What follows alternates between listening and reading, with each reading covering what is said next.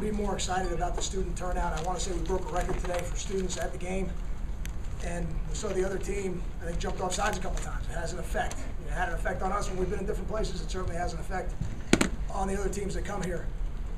And I think the other thing you saw today was really, if you could bottle today's game, you'd see Rutgers football.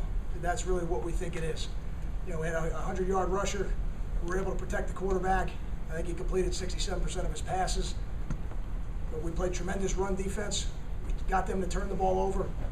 And we made some significant plays in the kicking game. I thought maybe a little bit erratic in the kicking game today, but we certainly made some big plays. And I think probably the most important drive of the game, even though it didn't yield points, was starting on the -1 and being able to flip the field 98 yards and making them start on the -1. I thought that was really a tipping point in the game where we had the lead and were able to solidify it to a certain degree, even though there was a lot of football left to play at that point. But with that, I'll take questions. Kyle, as well as your defense played today, is offense maybe for to be more conservative in a game like that?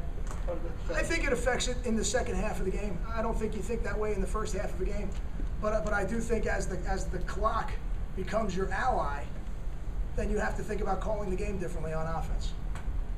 Can you talk about being able to run the ball in the second half and kind of keep the clock away? Yeah, I think it's critical. Even that that drive that started on the -1, that was a 13-play drive. I'm not sure how many of those were runs, but I know quite a few of them were, and it makes a difference. I think if, like as we say, we want to run the football. We really believe that's where it starts and where it ends. And even that touchdown to Mark Harrison was a run play with an option on the outside to throw the ball. It's not anything unique that we do. There's a lot of teams out there that do it, but we're fortunate to have some receivers that can win those one-on-ones. And we've seen it a couple times this year where a run play turns into a pass, turns into a score.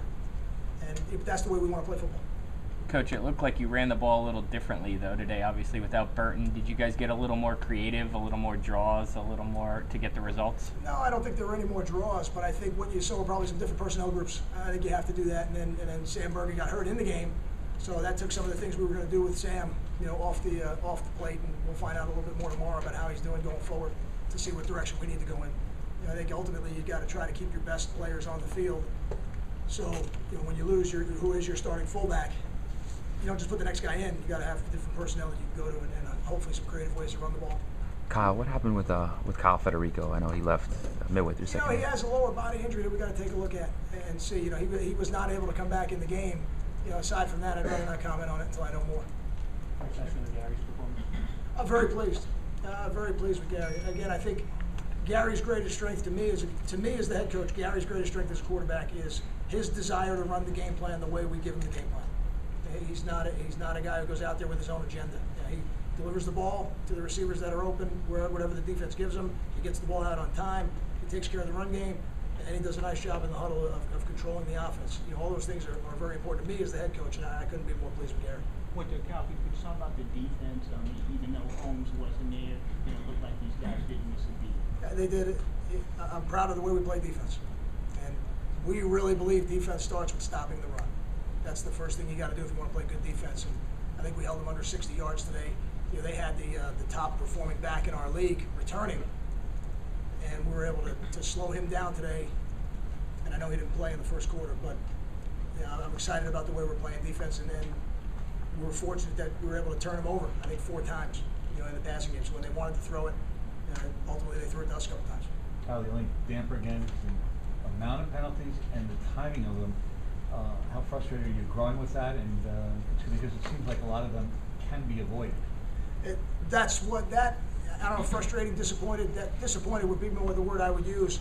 We had a couple new guys in the game who we had number 95, Kenny Kirksey, the new guy in the game, a little over anxious, jumps off sides on a play. New fullback goes in the game, gets a holding, which is a significant play because it's a scoring play, brings back a score. I haven't seen it to see what exactly the reason was, but I'm sure it was a good call because I thought the officiating, I thought they did a nice job today. I had a player in Jamil Morrell playing a new position, a little over anxious, he jumps off sides. So there's no doubt that those are things. The delay of game is really on me more than anybody else. I should be in a position where I can call timeout. I didn't have myself positioned close enough to one of the officials where I could get the timeout because Gary doesn't have the ability to do that. I have to do that. So it was certainly disappointed. That'd be more the word I would use. But we're gonna continue to work on it. we had another hands to the face. That was the ones I thought we were past that, and that resurfaced again in that last drive. So we got to go back and just make sure that what we're teaching it the right way, and we're holding them accountable in practice. It's the only way. The only way I think we can get better at it is to continue to hold them accountable in practice, and that's what we've been doing, and we'll continue to do it. Kyle, are you concerned about the CQ exchanges? I was certainly concerned about it. Those are things that you assume they'll go well.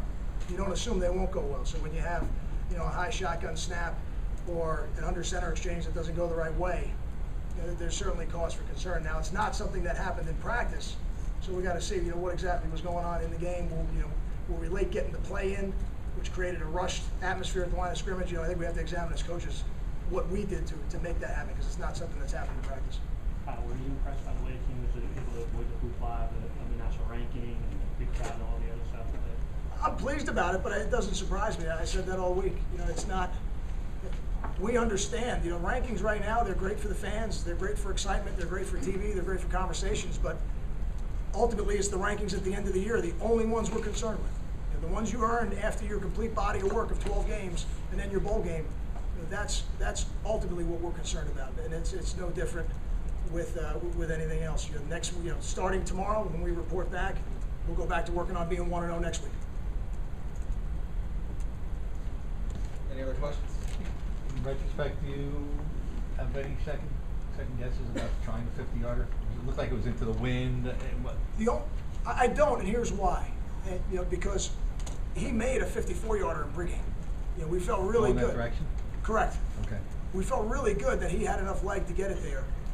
We got to make sure we protect it. That was more of the issue than I think anything, and we'll see the trajectory of the kick, but it's always going to be a little lower on those long kicks. But no, I don't regret doing it because he had made two. I have a lot of confidence in Kyle's leg. Is that where Kyle got hurt? Was that the play? I don't believe it was. Kyle, when you watch Jamison run, what do you see? Like during, not on tape, but during games? I think the greatest comment I can give Juwan is his ability to make positive yards out of nothing. And I think we did a good job at times of blocking, but if you're going to have an effective run game, you need a back that ultimately can make something out of nothing. All the great backs do that at every level. And I think Juwan has that ability. And that's what's exciting about getting a chance to hand him the ball throughout the game. Coach, it looks like your passing game is extremely balanced as far as receivers getting a number of catches with it. They're all that equal. Is that something you're pleased with? It's something I'm pleased with, but it's not something that we mandate. It's not. I want Gary to throw it wherever the defense allows him to throw it. We don't. Very rarely we line up and say, "Hey, we're going to throw it to one particular guy." That's not the way really the pass game is built. It's built with progressions, and whatever the defense does dictates what progression you go to. And I think what Gary's done is a nice job of going through his progressions and delivering the ball to the right people. I think that's why the stats turn out that way. Got time for two more questions? Kyle, the interceptions and then Wayne finding the end zone. Oh, it's exciting. And again, I think when you can make teams one-dimensional, that's when that happens. And it's almost like an avalanche, where the team now they have to throw it and they make some plays and they complete some passes. But when you can make a team one-dimensional, you got a great opportunity to get those kind of interceptions. And certainly, when you can score in ways other than on offense, your chances of winning go up tremendously.